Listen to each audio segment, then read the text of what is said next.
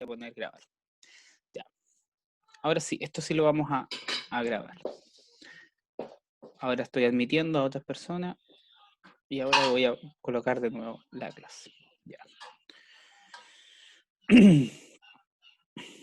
Bueno, como les señalaba, lo de hoy día es básicamente un resumen, ¿ya? No un resumen, una síntesis. Y una síntesis significa que vamos a tomar cosas de lo... No es que vamos a retomar todo, sino que vamos a tomar elementos de lo que viene anteriormente y surge una tercera cosa, ¿no? Un tercer conchucto. Básicamente, esta unidad hablamos sobre nuevo periodismo, ya el nuevo periodismo que en la versión norteamericana surge a partir del diálogo de dos grandes manifestaciones genéricas, la novela por una parte y el reportaje por otra. El título, el nombre Nuevo Periodismo viene a partir de Tom Wolfe, ¿no es cierto?, que escribe un libro que justamente es el famoso New Journalism, ya traducido, bueno, el Nuevo Periodismo, ¿no? Y donde trata de dar cuenta un poco del diálogo de estas dos vertientes desde la escritura de no ficción, desde la non-fiction, digamos, story, que es en definitiva el trabajo que se hace con base al reporteo, pero que se convierte, digamos, en una novela. Lo que no quiere decir en ningún caso, y eso es lo que tratamos de plantear desde el principio, que esto no tenga precedentes previos. De hecho, hoy día voy a tratar de compartir, por ejemplo, algunos aspectos de algunos antecedentes previos en relación a América Latina, que más o menos lo señalamos, pero que no necesariamente, digamos, lo desarrollamos del todo. Entonces, podemos ver que en América Latina sí hay algunos excelentes, digamos, documentos previos a este periodo. En el mismo periodismo norteamericano lo vimos, ¿se acuerdan cuando hablamos de los buscadores de estiércol, sobre los cuales vamos y las cuales vamos a volver a hablar la próxima semana cuando hablemos de periodismo de investigación, por ejemplo, ¿ya? Y donde hay antecedentes del periodismo, digamos, previo. Lo que pasa es que esto nos llega muy fuertemente vinculados a la formación periodística que en los años 60 y 70 se empieza a establecer en América Latina con la formación de las escuelas de periodismo, ¿ya? Y por eso un poco, también en un contexto geopolítico de Guerra Fría, ya lo dijimos, ¿no es cierto?, es la escuela, la tradición norteamericana la que se sienta con más fuerza en nuestras escuelas profesionales de periodismo. ¿Ya? Particularmente a través de la influencia, ¿no es cierto?, de las corrientes funcionalistas. Por eso ustedes pueden ir estableciendo un diálogo entre lo que pasa con las teorías de la información y las teorías de la comunicación predominante de nuestro campo y el desarrollo también de lo que esos medios van a significar para América Latina en un contexto de Guerra Fría. Por eso es que también, por ejemplo, en los años 60, años 50, cuando surgen las primeras escuelas de comunicación social y de periodismo, las primeras grandes corrientes que están predominando son corrientes como el funcionalismo norteamericano, ¿ya? Con su correspondiente, digamos, la perspectiva de Frankfurt, que es la escuela crítica, ¿no es cierto?, que está haciendo la crítica, valga la redundancia, a este sistema de productos comunicacionales que tiene la industria cultural norteamericana, pero la gran perspectiva teórica es el funcionalismo, con sus dos grandes teorías, con la aguja hipodérmica por una parte y con la teoría del flujo de comunicación en dos y después en varias etapas, la famosa teoría de los líderes de opinión, ¿ya? Que son básicamente teorías sobre la información o sobre la comunicación masiva en la teoría norteamericana.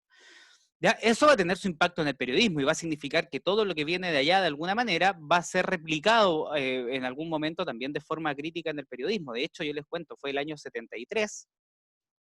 Bueno, dicho sea de paso, también la formación, además de las universidades, empieza a desarrollarse muy fuertemente en una organización que todavía existe en Ecuador, que es la famosa CIESPAL. Eh, Hay algo ahí, Felipe, no sé, no me queda muy...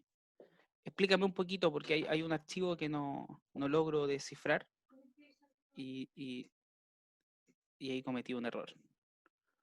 A ver. Cuéntame mejor de qué se trata el archivo, por favor. ¿Vale? Porque traté de descargarlo y me genera ahí un problema. Bueno, les decía, estábamos hablando de que estas perspectivas norteamericanas van a tener mucho énfasis en la aparición de las escuelas profesionales de comunicación y periodismo, que en el caso de América Latina es muy fuertemente a través de la CIESPAL, el Centro Internacional para la Investigación de Comunicación y Periodismo de América Latina, y que de alguna manera muestra también cómo todas estas perspectivas que tienen una tradición más liberal van a ser reproducidas o replicadas muchas veces en nuestras escuelas de comunicación y periodismo, ¿ya? Esa es un poco la situación. Entonces, bajo esa perspectiva, se entiende se entiende que em,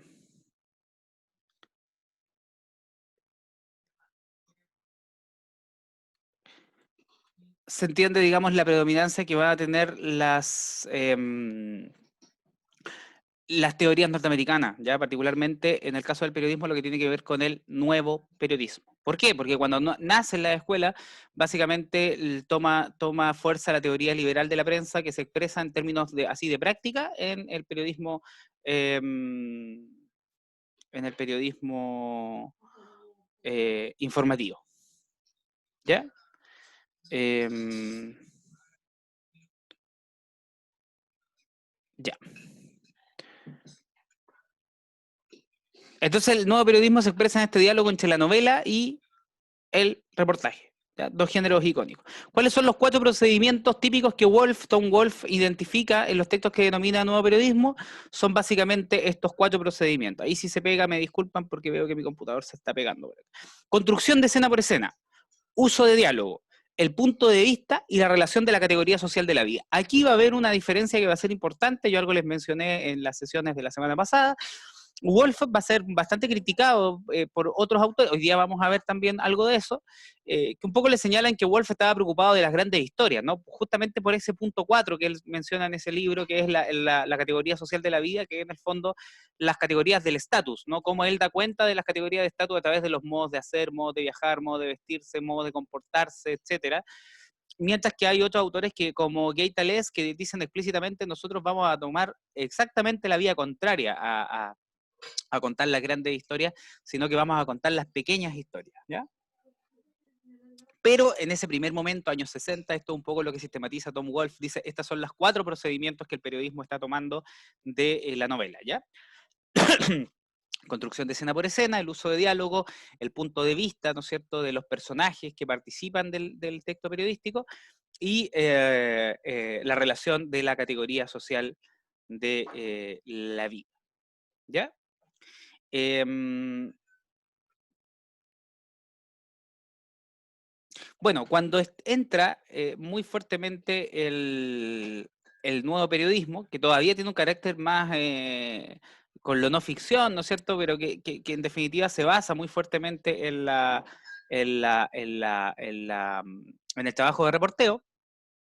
Va a aparecer también en esa época una segunda modalidad que va a ser mucho más transgresora, ¿ya? Y que en muchos casos va a ser acusada incluso de paraperiodismo, de cubismo literario, porque va a llevar a tanto este protagonismo del autor que en el fondo va a borrar la dimensión referencial tan típica y tan cara al periodismo, que es aquel sujeto que da cuenta de una realidad y de alguna manera la describe.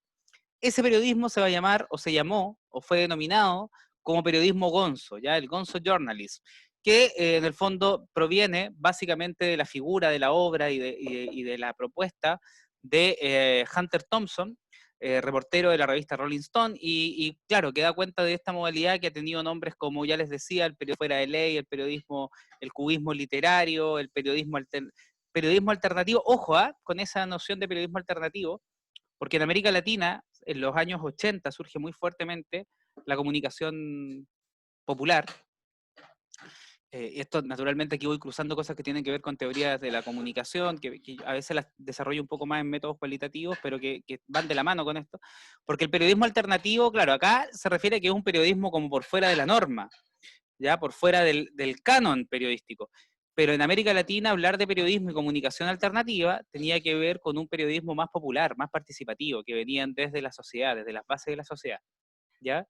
Es un poco para hacer una pequeña salvedad. Cómo también el contexto geopolítico es relevante porque da cuenta de dónde surgen las teorías, ¿no? Las perspectivas. Aquí estamos hablando de una tradición más norteamericana. Entonces, ¿qué pasó con este periodismo gonzo? Que fue lo segundo que vimos, ¿cierto? Bueno, tiene que ver con Hunter Thompson. Después de 4 meses escribe lo que se conoció como un libro reportaje bautizado en español como Ángeles del Infierno, donde refiere al derby de Kentucky. Su método fue bautizado como periodismo gonzo.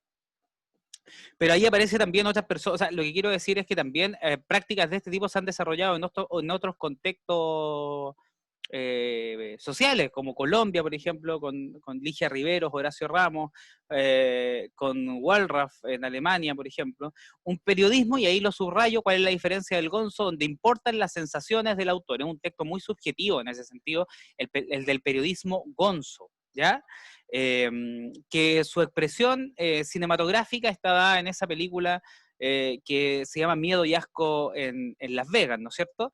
Y que en el fondo da cuenta de un contexto de la sociedad norteamericana de los años 60 que se expresaba, así como en los años 90 había una expresión en Chile que era el no estoy ni ahí, que la popularizó el famoso Chino Ríos, que ahora está muy, digamos, en un descrédito por todas las cosas y barbaridades que dice y todo, pero que en los años 90 era considerado, la prensa lo construyó como un líder de opinión, porque llegó a ser número uno en la ATP, ¿ya? Por lo tanto, de él venía un poco esto que estaba muy de la mano con la política de esa época, que era el no estoy ni ahí, es decir, esta idea de que la gente no se preocupara por lo político, no se olviden que hubo un proceso de despolitización muy fuerte. Entonces, el no estoy ni ahí significaba eso, ¿no? No estoy ni ahí con la política, en el fondo. Y lo que veíamos era que las decisiones se tomaban absolutamente de caras a la gente, ¿no? Bajo una lógica experta, qué sé yo. Son los años de la modernización en Chile, ¿no? El proyecto de modernización del Estado, básicamente las políticas de corte fuertemente neoliberal, etcétera, etcétera. Bueno, así como existió ese no estoy ni ahí en los años 90, en los años 60, que era un año de convulsiones, se hablaba, porque era más bien un año también de mucho evento internacional. Por un lado la guerra de Vietnam, hablábamos, por otro lado en América Latina están surgiendo ya las dictaduras, años 64, 65, Brasil, Argentina, Uruguay, Chile, ¿no es cierto?, más adelante, en un contexto naturalmente marcado por la Guerra Fría. Es el año también el uso de las drogas, ¿no es cierto?, las drogas que también fueron utilizadas, no nos olvidemos, en clave geopolítica, por ejemplo, a propósito de la situación que ocurría en Medio Oriente, etcétera. O sea, hay todo un contexto en la industria cultural, ¿no? La industria del disco, la industria del cine, la situación de los misiles, ¿no? La revolución cubana, el 59, ¿no? Etcétera, etcétera.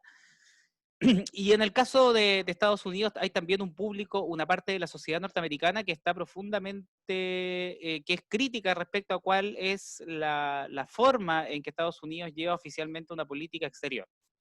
¿Ya? Eso se expresa, por ejemplo, en el movimiento hippie, se expresa en movimientos sociales, la gente sale a las calles, es decir, cuando hablamos también de la sociedad norteamericana, no estamos hablando de una sociedad homogénea, y eso es muy importante para el periodismo, ¿cierto?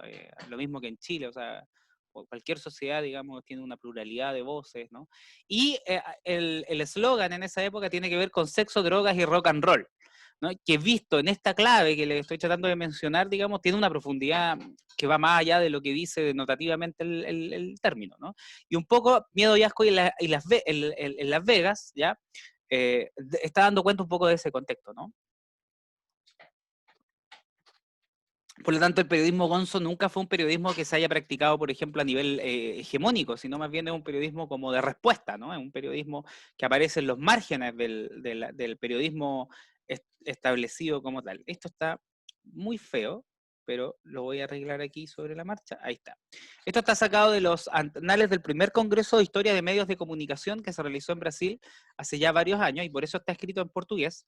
Pero ¿qué es lo que dice Thompson? Y acá se toman un poco las palabras del propio Hunter Thompson. Dice, bueno, uno, el proceso de captación de hechos, fatos es hechos del portugués al español, no se restringe apenas o no se restringe solo a la observación y anotación de los hechos, de los datos. El periodista, la periodista Gonzo, debe vivenciar la experiencia. Ya, o sea, en el periodismo gonzo es fundamental la cuestión experiencial de quien escribe. Ya pasa a ser una suerte de protagonista, pasa a ser una persona que tiene ahí un rol protagónico. Si se fijan, es totalmente distinto a la tradición liberal que supone que el periodista es una suerte de agente que no interviene en los hechos, ¿no? La teoría de la objetividad del más liberal, ¿no es cierto? Como que las cosas ocurren, digamos, con independencia a un sujeto, a una conciencia que observa. Aquí es todo lo contrario, ¿no? Se hace cargo, tornándose parte del objeto de su reportaje. O sea, pasa a ser un actor más para Hunter Thompson, ¿no? Pudiendo incluso alterar el destino de la historia.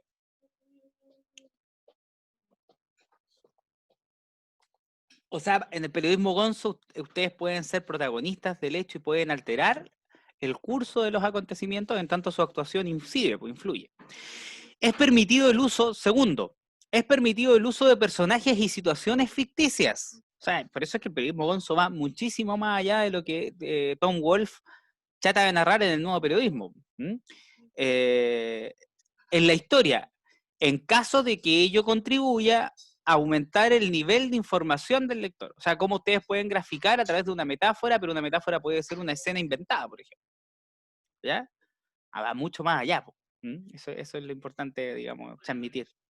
La narración debe ser hecha siempre en primera persona, o sea, no es que lo plantee así como podrían escribir en primera persona, sino que para Hunter Thompson la narración siempre en el periodismo gonzo se hace en primera persona.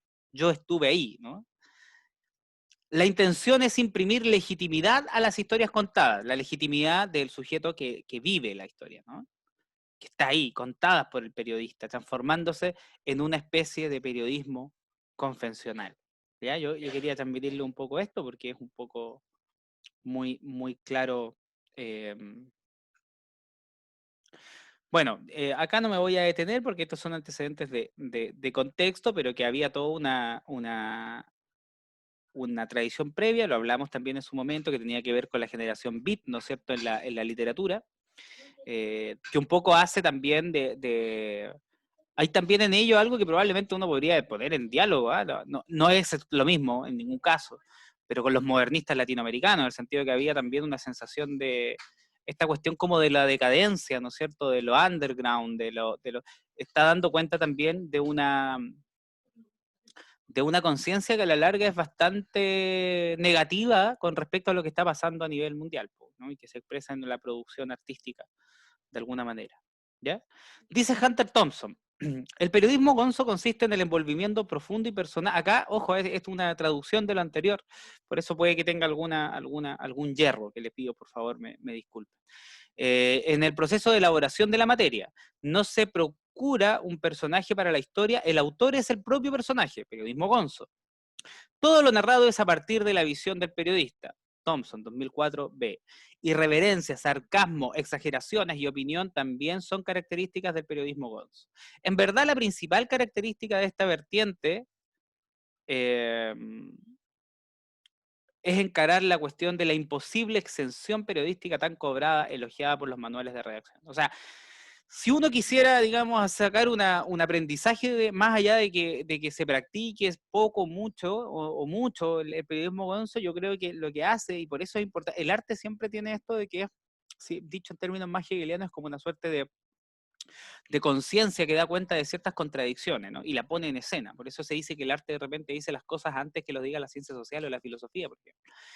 Y es porque en el fondo lo que se le está cobrando acá y se está llevando también, digamos, a la exageración muchas veces, es este ideal del periodismo liberal de suponer que quien escribe tiene un acceso privilegiado a una cierta objetividad del mundo, lo que en definitiva tiene detrás de sí hay una cuestión ahí epistemológica, profundamente epistemológica. Pero suponer que el sujeto que conoce, la sujeta que conoce, es distinto del mundo que conoce, y por lo tanto, como en términos ontológicos es diferente, puede tener un acceso privilegiado al conocimiento de aquello. ¿Ya? En el fondo aquí hay una crítica que se lleva al extremo, ¿cierto? Se lleva, en términos lógicos, se exacerba. Pero lo que no deja de ser legítimo es la crítica que está detrás. Dice que en realidad la principal característica es que encara esa cuestión. En el fondo está planteando, ¿sabes qué? Es imposible que la periodista, el periodista se salga de esa realidad, opere como un poco buscó la ciencia en sus primeros años. ¿Ya? Y eso está muy presente en una modalidad que claramente es una hibridación entre arte y periodismo.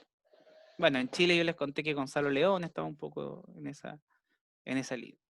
Hace algunos años, empezando el año los 2000, y luego con algunas reediciones, los últimos 5 o 10 años, a partir de los cambios, digamos, que ha vivido el mundo en el periodismo norteamericano, estamos todavía en ese contexto, surge un texto que escribe Robert Boynton, que tiene además un sitio web que ustedes pueden visitar, ¿ya?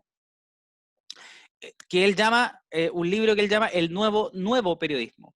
O sea, él toma como referencia este texto fundacional de de Tom Wolfe y escribe algo que se llama el nuevo periodismo. Que en el fondo él dice, ¿saben qué? Bueno, son los años, ¿qué pasó, digamos, después de que Tom Wolfe escribió esto? Y él dice, bueno, de una manera a lo mejor no tan oficial, pero en el periodismo, en la narrativa norteamericana, ha habido un desarrollo importante en la sombra él está hablando de los grandes, en relación a los grandes circuitos de circulación de información.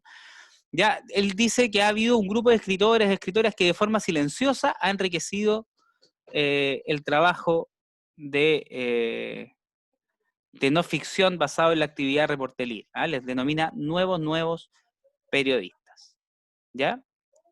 Ah, enriquece. Oye, ahí hay una hacha, no, por favor.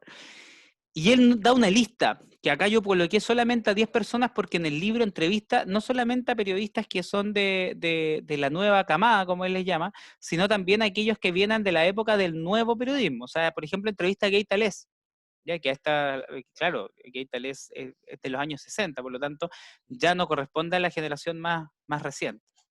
¿Ya? Y ahí hay algunos nombres, ¿no? Que ustedes pueden ir buscando, conociendo, visitando. No todos ellos y todas ellas están traducidas al español. Yo, como les contaba, este año tuve la oportunidad de releer a John Krakauer, por ejemplo, con Hacia Rutas Salvajes, ya que se hizo la película también, que es un excelente libro. Pero también muchos de ellos se han mantenido fundamentalmente en inglés, que es la lengua de origen. ¿Ya? Eh, por ejemplo, ¿no? Adrián Nicole Leblanc, ¿no? Que es Adrián Leblanc, que es la primera autora que aparece mencionada en el texto. Eh, por ejemplo, tiene un libro muy connotado que se llama Random Family, donde básicamente lo que hace es narrar, ella se sumerge en el contexto de historias de familias en el Bronx, ¿no? Y a partir de ahí, por ejemplo, publica un libro, una serie de reportajes que luego se transforman, digamos, en un libro. ¿Por qué pongo este cambio? Es el único ejemplo nomás que voy a poner, porque justamente toma la vía distinta a la que plantea Tom Wolfe a propósito del cuarto punto, aquel tan criticado, ¿cierto? Tan cobrado, que es del estatus de la vida. O sea, está mostrando la otra cara, está mostrando la marginalidad de determinados segmentos sociales. Lo no visibilizado se está visibilizando a través de estas formas narrativas. Ya lo vimos el otro día, ¿se acuerdan cuando hablábamos del caso más cercano de Argentina, con ese libro, Cuando muera quiero que me toquen cumbia? Bueno, acá vemos algo parecido, ¿cierto? Random Family. Sobre este libro escribe el autor justamente en una página web que se llama Nuevo Periodismo.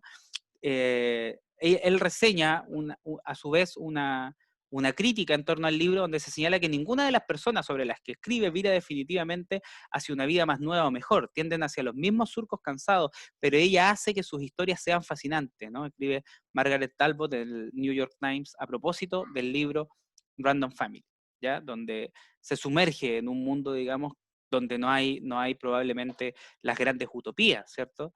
Pero donde hay una humanización que está dada por la aproximación que en este caso la periodista lleva a cabo. Otro fragmento que está tomado también del famoso libro, de la introducción de este libro que se llama El Nuevo Periodismo, señala lo siguiente: el nuevo periodismo es la literatura de todos los días. Si los escenarios extravagantes de Wolf, de nuevo, acuérdense del punto 4, ¿ya? Del punto 4 de Tom Wolf, aquel que tenía que ver en el fondo con dar cuenta del estatus, ¿ya? De las personas, y los personajes más grandes que la vida saltan de la página, el nuevo periodismo, en cambio, habría que decir, va en la dirección opuesta, profundizando en la base de la experiencia ordinaria en el sentido de lo cotidiano, ¿ya? Explorando lo que Gay Talés, el mismo autor de Sinatra está resfriado, llama la corriente ficticia que fluye bajo la corriente de la realidad. En este sentido, escritores como John McPhee y el propio Gay Talés, poetas en prosas de lo cotidiano, son sus figuras claves en la generación anterior, es decir, en la generación que va desde el 60 al 70, al 80 todavía, ¿no? En la búsqueda de Talés para convertir la información ordinaria en un arte, encontramos un aspecto de la empresa del nuevo periodismo que Wolf ocultó en su manifiesto. Esto lo escribe Robert Boynton. ¿Por qué? Porque dice, bueno, Tom Wolfe no fue capaz de visibilizar lo suficiente las pequeñas historias. Ya hemos hablado nosotros de eso y lo hemos hablado a propósito del periodismo latinoamericano, que vamos a ver que el periodismo latinoamericano se hace cargo de las pequeñas historias, ¿no? Pese a que naturalmente, sobre todo en la tradición del siglo XIX, por razones sociales, es naturalmente una élite intelectual la que lo desenvuelve. ¿Ya?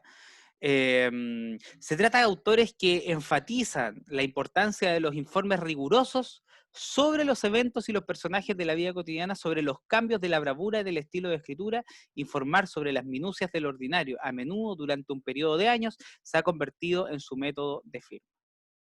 O sea, supone una continuidad, una profundidad, ¿no? Un trabajo minucioso en ese sentido. ¿Ya? ¿Qué más nos dice Robert Boynton? Dice, bueno, Thalès dibuja bien la distinción entre él y Tom Wolfe, ¿ya? Y Tom Wolfe fue súper en el texto, por lo menos en los textos así como más emblemáticos, él menciona, él dice, en realidad el que parte con todo esto, él le da así una tribuna muy, muy importante a Gay Thalès, ya en esa época. Dice, según este texto, a diferencia de Wolfe, Gay Thalès prefiere escribir sobre el fracaso. ¿Ya? Es un tema que me intriga mucho más que el éxito, dice. Tom está interesado en lo nuevo, lo último, lo más actual. Gay Thalès dice, estoy más interesado en lo que se ha mantenido durante mucho tiempo y cómo lo ha hecho.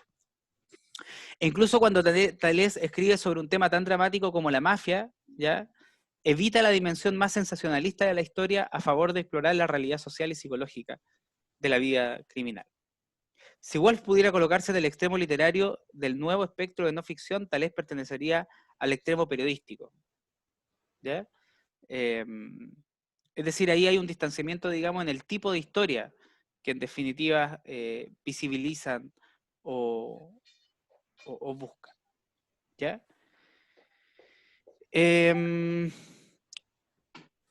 Hasta ahí un poco nosotros lo que pudimos revisar, ¿no es cierto? Es decir, que hay historias que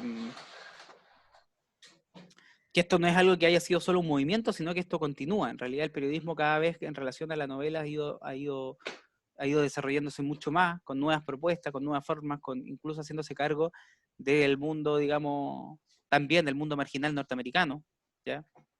Pero también hay una historia muy importante en relación con América Latina, que nosotros también tratamos de visibilizar, ¿ya? Y ahí aparece, por ejemplo, la figura de Rodolfo Walsh en Argentina. Aparecen muchos más, y de hecho voy a hacer una pequeña revisión de la crónica, así muy general, ya que estamos en una sesión de síntesis, insisto, no hay aquí contenido nuevo. Rodolfo Walsh, por ejemplo, ¿ya? Quien, esto está tomado ahí a una cita de un periódico cultural que se llama, escribe pocos años antes que La sangre fría de Truman Capote. Sin embargo, cuando se produce toda esta explosión, y por la influencia, y por eso yo puse la cuestión geopolítica de que nuestras escuelas en América Latina estaban más influenciadas por la formación norteamericana, fue porque la tradición formal del periodismo universitario viene a ser el nuevo periodismo el que marca el antes y el después. Porque cuando surgen las escuelas, surgen marcadas por el periodismo informativo, ¿ya? Por la tradición más bien liberal de la prensa. ¿Y por qué digo esto? Porque cuando apareció el libro de Tom Wolfe, y eso lo revisé un poco buscando, metiéndome un poco en la historia de este periodista argentino, que hoy día es un clásico naturalmente, y incluso está la famosa biblioteca, Rodolfo Walsh, que ustedes pueden buscar. Este texto fue rechazado como periodismo. ¿Por qué? Porque era épocas en que todavía el periodismo universitario, ¿ya? Estaba muy marcado por las miradas del periodismo informativo. O sea, para que algo sea considerado periodismo tenía que subsumirse en las lógicas de ese periodismo objetivista. Rodolfo Walsh, en cambio, lleva a cabo una investigación sobre la noche del 9 de junio del 56, Argentina estamos hablando, ya nos vinimos aquí, fueron detenidos, conducidos a una comisaría y finalmente pasados por las armas antes del amanecer en un vertedero. En esas 12 personas, amigos, familiares, vecinos, habían coincidido por diversas circunstancias en una casa para jugar las cartas y escuchar la retransmisión por radio de una velada de boxeo. pero a esa noche se produjo un levantamiento armado contra la autodenominada Revolución Libertadora, una dictadura militar que el año anterior había derrotado con un golpe al general Perón, ¿no? Estamos hablando del momento del peronismo, ¿no es cierto?, en Argentina. Cuando Walsh publicó por entrega sus reportajes en el diario Mayoría y logró llevar ante los tribunales, y aquí yo les podemos hacer un paralelo, lo que pasó en Chile, años después, no se olviden, de otro gran libro, ¿ya?, que se llama Los zarpazos del Puma, de una gran periodista chilena, que también lo que hace a partir de esta investigación es, digamos, lograr que se abra un caso, ¿no?, sobre violaciones a los derechos humanos, ¿ya? Entonces, ahí uno puede ir haciendo, digamos, relaciones del impacto que puede llegar a tener el buen periodismo, eso es lo que quiero enfatizar. Logró llevar ante los tribunales jueces sumisos al gobierno, eso sí, o sea, veamos lo que pasó en Chile, ¿no es cierto?, en los años 80 con el Poder Judicial, por ejemplo. Algunos de los implicados en el crimen, las defensas, entre otras falacias, argumentaron que los asesinos actuaron bajo el amparo legal de la ley marcial, decretada la noche de autos por las autoridades para hacer frente a la insurrección. Walsh logró demostrar que los acontecimientos se desencadenaron a las 23:30 horas del día 6 de junio, mientras que la ley marcial no fue difundida a la nación hasta las 00:32 horas del día siguiente. O sea, imagínense lo que es lo importante, que es más allá, porque el texto luego, para quienes lean seguramente Operación Masacre, que lo subimos también, o lo van a encontrar en la web, van a ver que es un texto que además tiene muchos de estos elementos narrativos de los cuales hemos hablado, ¿ya? Pero lo relevante que es el trabajo periodístico, o sea, aquí yo lo puse eso como una cuestión ahí clave, pues imagínense la diferencia entre una hora, ¿no? La diferencia entre aquello que el Colegio de Periodistas en su código de ética llama la veracidad de la información, la entrega responsable de los hechos. O sea, más allá del recurso, no es solamente un recurso, sino que puede ser un recurso de ambientación, pero lo relevante es que hay un reporteo que está fundando aquella información. Así surge luego un libro, digamos, que condensa toda esta información eh, y que de alguna manera termina en un libro que se llama Operación Masacre, que hoy día es reconocido como un clásico, pero que en su momento no fue necesariamente aceptado de la misma manera, hasta que un par de años más tarde aparece el A Sangre Fría de Truman Capote, digamos, ¿ya? Pero América Latina ha tenido una tradición enorme, ¿no es cierto? Y en América Latina hay varias autoras, entre ellos doña Susana Roth, que yo les contaba, que escribe una tesis doctoral, que se llama justamente ella, el libro que nace como resultado de ese trabajo doctoral de ella, se titula La invención de la crónica, donde nos muestra en realidad que en América Latina hay toda una tradición intelectual relacionada con el modernismo, y ahí aparece la figura de varios autores, que generalmente son estudiados en nuestras facultades desde la pluma, desde el ámbito de la literatura, pero no desde el ámbito del periodismo, al considerarse este último un plano menor, digamos. Autores como Rubén Darío, autores, digamos, como el propio Andrés Bello, ¿no?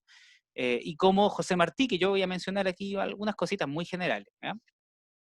Un autor chileno señala, en la segunda mitad del siglo XIX, la prensa latinoamericana vio aparecer las primeras manifestaciones de un modelo periodístico que desplazó a la prensa doctrinaria predominante durante la mayor parte de la centuria. Y no se olviden que, por ejemplo, cuando nace el periodismo en Chile, por ejemplo, o sea, en lo que va a ser Chile después, habitualmente se habla, ¿no es cierto?, de la aurora de Chile, ¿no es cierto?, en este contexto de las guerras de independencia. Es un periodismo, a eso se refiere un periodismo doctrinario, un periodismo que lo que busca es, digamos, defender determinadas ideas. En ese contexto son las ideas de los patriotas contra, digamos, los realistas. O sea, en ese contexto, a eso se refiere este otro apartado, que es una pequeña mirada, una invitación de que miremos a ver América Latina, sí. O sea, mirar América Latina puede ser un curso completo, puede ser pero así, ¿no? Una invitación muy general, pero que nos interesa. Yo insisto en esta idea de tener un paraguas conceptual, un marco conceptual, ¿ya? A la creciente configuración de un público lector masivo se unió un conjunto de innovaciones tecnológicas que se sucedieron unas a otras, tales como la imprenta a vapor, el telégrafo, los cables submarinos, la linotipia a finales del siglo, el teléfono y el uso de la electricidad, los que ligados a los nuevos medios de transporte como la navegación a vapor y el ferrocarril crearon las condiciones para que emergiera una nueva forma de hacer periodismo dedicada a recoger las noticias, aumentar el número de páginas, hacer frente a las mayores tiradas. No se limitó a estas transformadores materiales, fue necesario adaptar la prensa a las necesidades y a los gustos del público. Por otra parte, junto a las noticias comenzó el uso de la ilustración y la fotografía, también apareció paulatina pero crecientemente el aviso publicitario, el que en un sistema de prensa de mercado constituye el mecanismo fundamental para la permanencia y el éxito del negocio. La prensa liberal moderna, ya hemos hablado a veces un poco de esto de lo liberal, ¿cierto? Se definió a sí misma por su pretensión informativa y consecuentemente con ello por la generación de un mercado noticioso y de empresas suficientemente capaces para competir en él y desarrollarlo. La innovación tecnológica fue causa y efecto de lo anterior. La difusión y propagación doctrinaria característica de la primera mitad del siglo XIX, o sea, ahí aparece el Monitor Araucano, la Aurora de Chile, ¿no es cierto?, y varios otros, e incluso la simple opinión se supondrían cada vez más relegadas a la página editorial. La prensa liberal moderna se volcó así hacia un periodismo informativo enfocado hacia la primicia noticiosa, además incerta y determinada por las reglas de la competencia y del mercado. Estas tendencias universales se manifestaron en la prensa de América Latina en las últimas décadas del siglo XIX con mayor fuerza y prontitud en unos países que en otros, lo que estaba generalmente determinado por los particulares contextos de cada uno de ellos. Ello significó la aparición de la prensa informativa y de empresa se expresara como una tendencia que se desarrolló a lo largo de varias décadas y por tanto el campo periodístico por ella desarrollado asumió en general un perfil complejo y heterogéneo donde confluyeron diversos modelos de prensa y en el que la prensa doctrinaria predominantemente se mantuvo presente incluso hasta principios del siglo XX en algunos lugares, mientras paulatinamente iba dejando su lugar a la prensa liberal informativa moderna, que va a tener su legitimación, ya lo hemos dicho, una vez que desde las décadas del 30, del 40, surjan las escuelas de periodismo, ¿ya? Donde va a haber una autonomía, lo que algunos sociólogos llaman la autonomía del campo, ¿cierto? Se va a establecer una autonomía del campo periodístico que va a estar dado por... Bueno, de esta manera entonces se va configurando también se va configurando también la crónica, ¿no? Como un género relevante en ese contexto. Se constituye en el periodo analizado en un espacio de emergencia de un nuevo tipo de discurso y producción intelectual. En esa perspectiva nos interesa, dice el profesor Eduardo Santa Cruz acá, destacar un doble rol de la crónica periodística en tanto barómetro de los tiempos y en cómo va dando cuenta de las transformaciones modernizadoras en las claves de la vida cotidiana. Desde su concepto de experiencia, ya le da el concepto en la dirección señalada, ubicaremos el análisis de las crónicas de José Martí. Y acá solamente yo señalo, hago una pequeña, tomando este trabajo que me parece muy importante, ustedes lo pueden encontrar, digamos, en Cielo, es un artículo académico, señala a un autor cubano, que es don José Martí, que en el caso de José Martí, ¿por qué yo también lo recupero un poco en esta última sesión? Y es porque la obra de José Martí siempre ha estado circunscrita al ámbito fundamentalmente humanista, literario, ya, y particularmente por un ensayo, ¿cierto?, que es muy decidor, muy relevante, que es Nuestra América, ¿ya? Eh, Pero lo que se enfatiza es que hay toda una parte de la producción de don José Martí que fue una producción periodística que ha sido profundamente invisibilizada, ¿no? Y ahí aparecen, por ejemplo, sus escenas norteamericanas, por ejemplo, ¿ya? Eh, por lo tanto, ¿qué es lo que nos señala, no? Bueno, primero que hay una evidente intención por mostrar tanto los mecanismos y procedimientos de un régimen liberal y democrático consolidado después de pasadas 2 décadas desde la Guerra Civil norteamericana, cuanto también los vicios e imperfecciones que de alguna forma expresaban el desarrollo de un sentido común y una mentalidad propia de un capitalismo emergente en términos de corrupción política, abusos de poder en medio del predominio de un individualismo y un utilitarismo. No se olviden que el individualismo y el utilitarismo son grandes filosofías, digamos, que están a la base de la formación de la modernidad y del pensamiento liberal, ¿ya? El famoso utilitarismo inglés, ¿ya? Que algo, son materias que uno revisa fundamentalmente en filosofía, pero que tienen que ver también con una base muy importante para entender, por ejemplo, el tipo de sociedad en la que vivimos, ¿cierto? Donde suponemos que vivimos, digamos, en contacto, constante competencia, donde todo depende de un sujeto que es individual, que tiene unas características, que lucha, digamos, siempre por ganar, por tener más beneficios, digamos, todo ello que uno lo puede ver bastante bien resumido en la economía liberal, ¿no es cierto? Y en esas vertientes de pensamiento, ¿no? Pasando naturalmente también por el pensamiento, y sobre todo el pensamiento neoliberal. Él está dando cuenta de eso, documentando eso en sus crónicas. Eso es lo que está planteando aquí el profesor Santa Cruz. Tal vez por ello mismo el tema que Martín privilegia a continuación es lo que se podría clasificar como, comillas, costumbres y vida cotidiana, lo que se relaciona con formas de vida, oficio y experiencias de la ciudad, con cerca de 40 textos, cuya cantidad se concentra en los dos últimos volúmenes, es decir, en 1886 en adelante. Lo antes dicho, no obstante, no fue obstáculo para que Martí lograra entregar un amplio y diverso panorama de una sociedad como la estadounidense de la época, camino a constituirse muy pronto en la principal potencia capitalista mundial. O sea, José Martí, siendo, digamos, una persona latinoamericana, trabaja como corresponsal, ¿ya? En Estados Unidos. Martín fue el cronista hispanoamericano mejor informado, dice don Eduardo Santa Cruz, sobre la vida y la cultura de Estados Unidos de los dos últimos decenios del siglo XIX. Hay otro evento histórico que es importante en esa época, que es este momento también en que de hecho, si ustedes miran la otra película que es importante sobre esto, El Ciudadano Kane, ¿ya? Aparece también vinculada ahí a propósito de la prensa norteamericana, que es este episodio de Cuba, ¿no? ¿Qué pasa cuando se produce esta intervención norteamericana a propósito de que era un periodo colonial marcado por la influencia de España? ¿No? Entonces ahí como que chocan, ¿no es cierto? Hay todo un evento que se produce ahí entre España, Estados Unidos y el naciente territorio cubano, donde en el fondo cambia de régimen de alguna manera colonial, ¿no? O sea, donde el viejo régimen español pasa, digamos, de matriz medieval o de matriz, si ustedes quieren, todavía religiosa, ¿no es cierto? Da lugar a esta otra, digamos, relación que tiene que ver con un país que es básicamente una expresión radical de modernidad como lo es Estados Unidos. Modernidad en el sentido de todo lo que se genera con posterioridad a la Revolución Francesa. A diferencia de Rodó, por ejemplo, su conocimiento no era libresco ni como en el caso de Sarmiento, el producto de una estancia de corta duración. Entre el 80 y el 1895 vivió y trabajó en la ciudad de Nueva York. Viajó a otras ciudades de la costa este del país, sobre todo a las de Florida. Leía y escribía en inglés y a los 15 años, los 15 años de su residencia norteamericana, adquirió un conocimiento envidiable de las costumbres, las idiosincrasias, la política, la tecnología, las artes plásticas, la música, la literatura de Estados Unidos. Lo que hace Susana Roth, que es lo que hace también el profesor Eduardo Santa Cruz, que es chileno, es un poco recuperar también que dentro de toda la producción intelectual de José Martí, la producción periodística, que no ha sido la más visibilizada en ningún caso, muy por el contrario, ya que ha sido más bien invisibilizada, es la que tiene un lugar importante y, y destacado ya en su obra. Eso es un poco lo que trata de mostrar.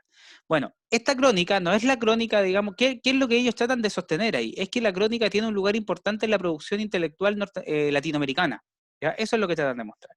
Luego, desde los años 80 en adelante, surge toda una producción de escritura que de alguna manera, en vez de circunscribirse o buscar, digamos, cierta genealogía en el nuevo periodismo norteamericano, toma conciencia en realidad de este otro momento anterior, que es el momento de configuración de los estados nacionales en América Latina, y va a encontrar que su influencia más relevante va a estar en la crónica, más que en el trabajo, digamos, que veníamos reseñando de Tom Wolfe. Y ahí va a surgir un poco todo este trabajo en torno a lo que algunos han denominado las crónicas latinoamericanas contemporáneas. ¿Ya? Que fue, digamos, con lo que estábamos en la parte final.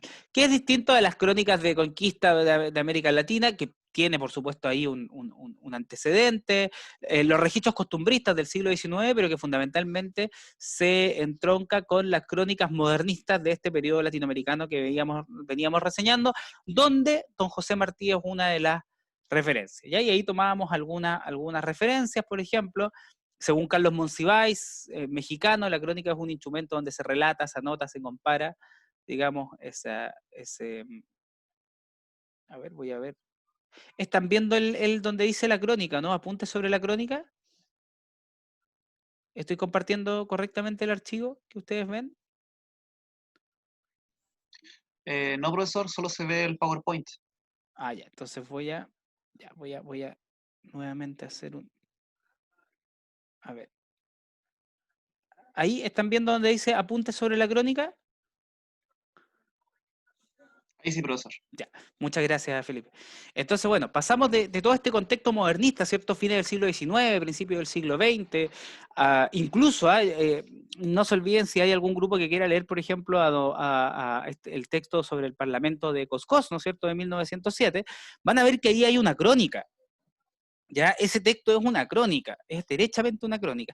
De hecho, el mismo autor, usando el lenguaje, la nomenclatura que se usaba a principios del siglo XX sobre esos temas, ¿no es cierto?, que después ya fue un poco eso fue criticado y todo, escribe luego las crónicas araucanas, por ejemplo. Entonces, la crónica sí está presente, digamos, en América Latina y como les decía, después en los últimos 30, 40 años hay una serie de autoras y autores que en vez de filiarse a esto que fue el nuevo periodismo, se van a afiliar a esta otra tradición humanística latinoamericana que fue la tradición de la crónica. Que van a ver en la crónica además un acto de trabajo intelectual, de praxis mucho más profundo, por ejemplo, que el del periodismo tradicional. O sea, van a ver que esta cuestión de la praxis, de que la teoría y la práctica se pueda unar en la actividad periodística está mucho más presente en la crónica, una crónica que no tiene problemas en tomar una postura, en un posicionamiento, en investigar bien, ¿no es cierto? En no esconder la posición de la autora o del autor, pero que se hace caso también, se hace cargo también de una cierta vocación social, va a tener que ver con un conjunto de autoras y autoras, ¿no? Y ahí ya nos vamos aproximando a lo que algunas personas han llamado la crónica latinoamericana contemporánea, ¿no? Por ejemplo, Carlos Monsiváis, ¿no es cierto?, de México, dice, la crónica es un instrumento donde se relata, se anota, se compara y se inventa. La crónica es el arte de recrear literalmente la realidad, ¿ya? Y ahí aparece también este otro texto que ustedes también, digamos, han tenido la oportunidad de ver, ¿no es cierto?, que es el famoso texto de Juan Villorro, ¿no? Safari Accidental, que es una colección de crónicas, y donde en la introducción del libro, ¿ya? En la introducción del libro, él plantea, digamos, esto de que él dice, la crónica, esa crónica contemporánea, latinoamericana, dice, reclama, digamos, un lugar importante y él la denomina como el ornitorrinco de la prosa. Dice, la crónica es un relato donde van a mezclarse los acontecimientos con los comentarios del autor. Así lo importante en la crónica es la valoración de lo que se esté hablando al tiempo que sea contado, de forma que la visión que tenga el periodista va a ser esencial. No es igual hacer un reportaje, en este caso va a tener en cuenta especialmente la apreciación. Por lo tanto, en la crónica no hay esquemas o normas fijas en cuanto al estilo. Sin embargo, su libertad está determinada por el tema en torno al cual se escribe. ¿Ya? Por otro lado, la fundación también ocurre desde fuera del idioma con los nombres santos del nuevo periodismo, del periodismo norteamericano, como Truman Capote, ¿ya? Norman Mailer, Los Ejércitos de la Noche, Gay Talese, de quien ya hemos armado, Thomas Wolfe, desde antes el padre reconocido de la crónica narrativa en Estados Unidos, ¿ya? Pero también aparecen otros nombres, algunos de los cuales también pudimos compartir con ustedes, que no necesariamente vienen de esa tradición. Doña Oriana Falazzi, por ejemplo, con Entrevista con la Historia, que Entrevista con la Historia es en realidad una colección de grandes entrevistas que realizó, pero que fueron publicadas como textos periodísticos, ¿ya? De ellos también yo les puedo mencionar a Richard Kapuczynski, ¿no es cierto?, polaco, un escritor que llegó a ser fundamental, que generalmente visitaba América Latina en Colombia, donde está la fundación, que ahí hay otro lugar que debiesen buscar, que es la Fundación Nuevo Periodismo Iberoamericano Gabriel García Márquez. Kapuczynski, que hay una entrevista muy, muy interesante a él que le hace Julio Villanueva Chang de Perú, donde él cuenta, por ejemplo, cómo él se encuentra con todo el mundo de la narrativa y la escritura tardíamente, ¿no? A diferencia de otros autores, y cómo la cuestión del viaje, del conocer otras culturas, del estar en lugares, para él se transformó en una cuestión fundamental. Yo tengo por aquí algunos textos, por ejemplo, que hablan de sus viajes alrededor del mundo y el trabajo de documentación tan profundo que hacía Richard Kapuscinski, que hace de Kapuscinski otra de las referencias fundamentales del periodismo narrativo, que no es necesariamente vinculado a la tradición propiamente tal, descrita por Tom Wolfe. Y cuando hablamos de la crónica, hablamos también de algunos medios, entre los cuales aparecen algunos que están allí, ¿no es cierto? Eh, que de alguna manera han cultivado este género de la crónica, ¿cierto? Algunos nombres, por ejemplo, ¿no? Pedro Lemebel en Chile, ¿no es cierto? Leila Guerriero, Juan Villorro, de quien hemos tenido más noticias. El mismo Villorro que dice que la crónica, esa crónica contemporánea que están escribiendo ellos, ¿cierto? La crónica que circula en estos medios o en libros, ¿no es cierto? Eh, Viene a ser una suerte como de ornitorrinco de la prosa, ¿no? En este sentido que es un género que almacena o que se construye con elementos de otro género, ¿no? Es básicamente un género en ese sentido intertextual. ¿Ya? La crónica sería un género intertextual, se nutre de otras textualidades, se enriquece con otras textualidades. De la novela, dice, esto lo dice Juan Villorro en la introducción del libro Safari Accidental. Si Alfonso Reyes dice juzgó que el ensayo era el centauro de los géneros, la crónica reclama un símbolo más complejo, el ornitorrinco de la prosa, dice. De la novela extrae la condición subjetiva, la capacidad de narrar desde el punto de vista de los personajes. Lo que era el punto de vista, acuérdense, es la perspectiva de Thomas Wolfe, ¿no? La capacidad de narrar desde el punto de vista de los personajes, crear una ilusión de vida para situar al lector en el centro de los hechos, del reportaje a los datos inmodificables, del cuento, el sentido dramático en poco espacio y la sugerencia de que la realidad ocurre para contar el relato deliberado con un final que lo justifica, de la entrevista a los diálogos y del teatro moderno la forma en que se montan. Acuérdense que en la entrevista hablábamos, y para quienes lean, por ejemplo, a doña Oriana Falazzi, van a ver que la entrevista en ningún caso ella está pasando al papel las preguntas, ¿cierto? No, es un texto en sí mismo, están montados, están como en el montaje audiovisual, están montados de una determinada manera, o como en el teatro, ¿cierto? Están ordenados de una determinada manera. La entrevista es en sí mismo luego un texto, una manifestación genérica. Bueno, la crónica dice, esto lo dice Juan Villorro, es un animal cuyo equilibrio biológico depende de no ser como los 7 animales distintos que podría ser, ¿no? En ese sentido, es fundamentalmente una expresión eh, intertextual. ¿Ya? ¿Qué dice Leila Guerreiro? Y con esto cerramos nosotros el trabajo sobre la crónica. Decía, bueno, escribir un artículo, dice Leila Guerreiro, me lleva de 20 días a un mes y medio, con jornadas de 12, 15 o 16 horas. Eso sin contar la etapa de investigación previa. Conozco a otras cronistas que trabajan como yo, que después de meses de reporteo bajan las persianas, desconectan el teléfono, se entumecen sobre el teclado de un computador para salir 3 días después a comprar pan, sabiendo que el asunto recién comienza. ¿Ya? Eso era como el, el cierre. Entonces, de esa manera también nosotros estamos un poco cerrando esta, esta unidad. Ahí yo había puesto algunas referencias también. Esto es una invitación, ¿eh? Que pudiesen buscar ahí a propósito del The Clinic, que es como un texto chileno que surge en el 98. Cerdos y peces, yo les hablé el otro día de ese texto en Argentina, que fue como que además ahí hay otra tradición de periodismo narrativo experimental, que lo hizo gente que no venía de la formación del periodismo, por lo tanto no venían con los prejuicios, ¿cierto?, del periodismo informativo, y fueron capaces de crear un medio de periodismo narrativo que tuvo harta repercusión.